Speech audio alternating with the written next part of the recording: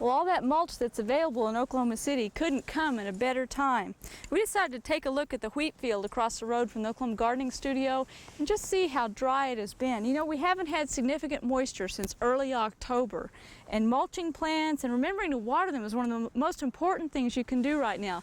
Even though we're in the so-called dormant season, the roots are still actively living, and as we've mentioned many times, the majority of the feeder roots that take in water and nutrients are in the top 6 to 8 inches of soil.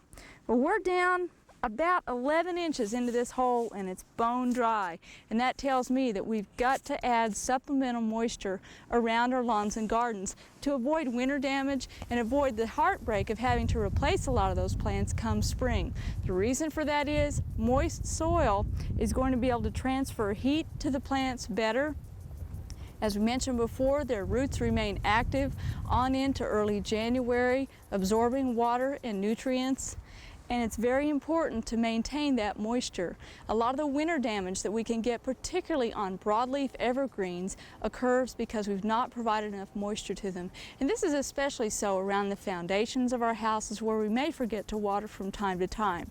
Remember to do a very slow, gradual soaking of the soil, and dig a hole like this around your yard to convince yourself just how very dry it really is. Keep in mind as you do water things to each night before you go in the house, disconnect that hose from the hose bib so you don't have the additional heartbreak of a plumbing failure inside your house should the water in the hose freeze. If you've got a freeze-proof faucet, that's not quite so critical, but it is important as you hook up to the house.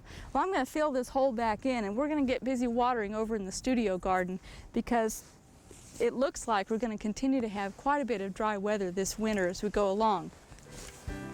We hope you've enjoyed this classic from the Oklahoma Gardening Vault. Remember, even though these tips and techniques are timeless, there's always something new to learn in the world of gardening. By subscribing to both Oklahoma Gardening and OK Gardening Classics, you'll have access to a wealth of gardening knowledge, both classic and contemporary.